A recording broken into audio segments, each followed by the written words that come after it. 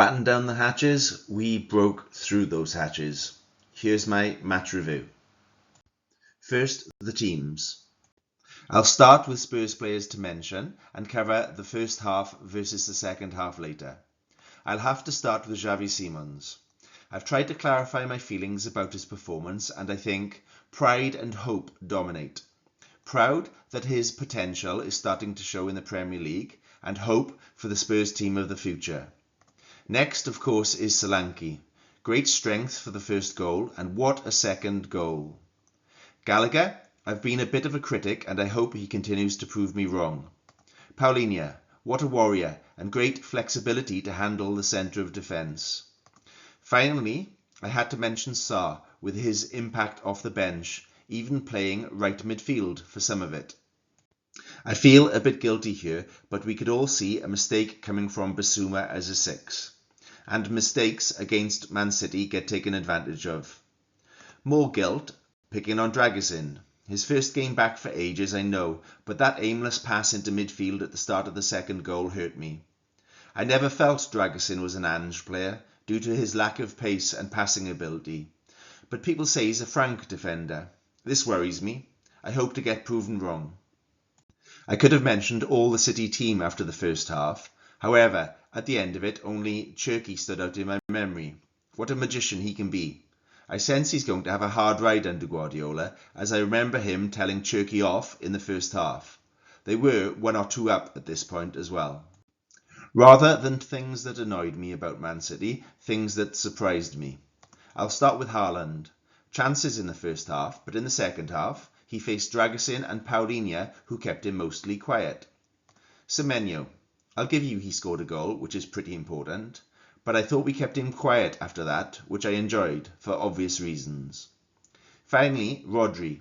I knew he could be the key to them, and by rights he should have been sent off for a second yellow. You crowd him out and you've got a good chance against them. Right, City's goals first. We start with Bissouma taking too many touches on the ball and being dispossessed by Silva. Silva immediately passed to Haaland. Romero moved out of the back 3 to confront Haaland, who passed the ball off to Cherki, who was supporting. Bissouma, desperate to make up for his mistake, ran back, fouling Haaland as he went past. Bissouma received a yellow card later. Cherki advanced with the ball. If you look at this defensive setup, you'd think that everything was under control. You have 1, 2, 3, 4, 5, 6 Spurs players against 3 City players. But with a step over, Cherki created space and arrowed a bouncing shot, perhaps with a touch of Dragusin's boot, across a diving Vicario into the bottom corner. Should Vicario have done better? The ball did bounce and kick up over his hand, but was that an excuse? Their second goal started with high pressure from City and us attempting to play out. Dragusin attempted a ball out, possibly to Solanke, but he underhit it. He ended up chipping it nicely into Rodri's path. At this point, Silva strolled past Bissouma and Semenyo moved out of the box to open up space. Rodri passed to a free Silva. Our back 3 was so wide, and now Romero was one-on-one with Silva. Romero advanced, and Silva slid and poked the ball sideways to Semenyo. Semenyo had time to even take a touch and lift a side foot shot over an approaching Vicario.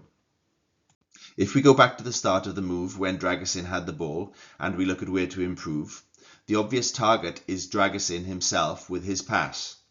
But there's also Bissouma letting Silva run past him. Also a mention of how far our back 3 were apart. A ploy, it seemed, to let us play out, but it came back to bite us in this case. Time for our goals. Our first goal. Simons has the ball. The first thing we notice that Dragusin has stayed forward, attracting both O'Reilly and Haaland. Also that Semenyo has been attracted to Gallagher, leaving Aït-Nouri overloaded with Gray and Sarr.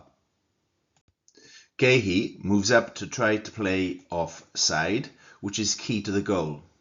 Haaland gets attracted to the ball, and O'Reilly moves to the wrong side of Solanke. Dragusin walks out, creating space, and Kusanov tries to push up with Gahey.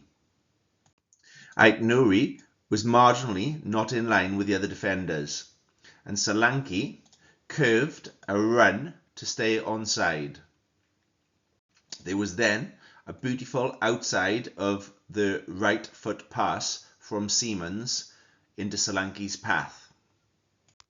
To his credit, Kusanov did get back in to challenge Solanke. However, he was not prepared for Solanke's cut in with his left foot to change direction. To his credit, Gahey had also got back in goal side to protect the ball. Solanke kicked through to prod the ball bouncing past Donnarumma into the net. As an aside, Gray was free on goal for a pass during the whole move.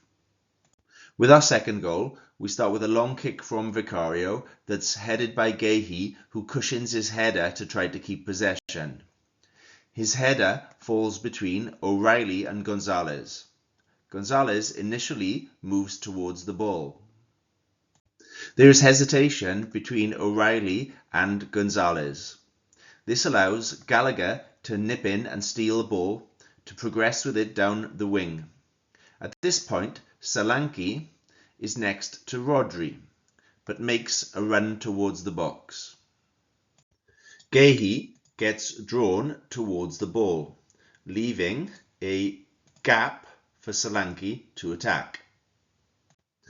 Gallagher's cross was behind Solanke, but he reacted with an amazing acrobatic scorpion kick that looped over Donnarumma, who got a touch on it, but only enough to palm it into the corner of the goal. It's hard to pick holes in such a wonderful goal. If you look at the setup when Gallagher had the ball, you could blame the space between the central defenders and also Rodri and Gonzalez not getting back to help out. Now let's talk about the first half versus the second half. We can all agree that our first half performance was embarrassing, and who could have seen that second half coming? I imagine everyone's heart dropped when we saw Romero had to go off at half time. Now I'm not looking for credit, but I did call for a 4-4-2 like Bodo Glimt played against City in my match preview. And Frank turned to this in desperation, and I mostly think he turned to it to provide defensive stability. But it allowed us to target Rodri and provided overloads on their wing-backs, gaining us our 2 goals. So let's call it a masterstroke from Frank rather than desperation not to concede more. Man United away next, a week off to recover and hopefully some new faces before the close of the transfer window. This has been a review from Dear Tottenham Hotspur. Visit our website for more previews, reviews and thoughts. Yours sincerely and faithfully. Come on, you Spurs.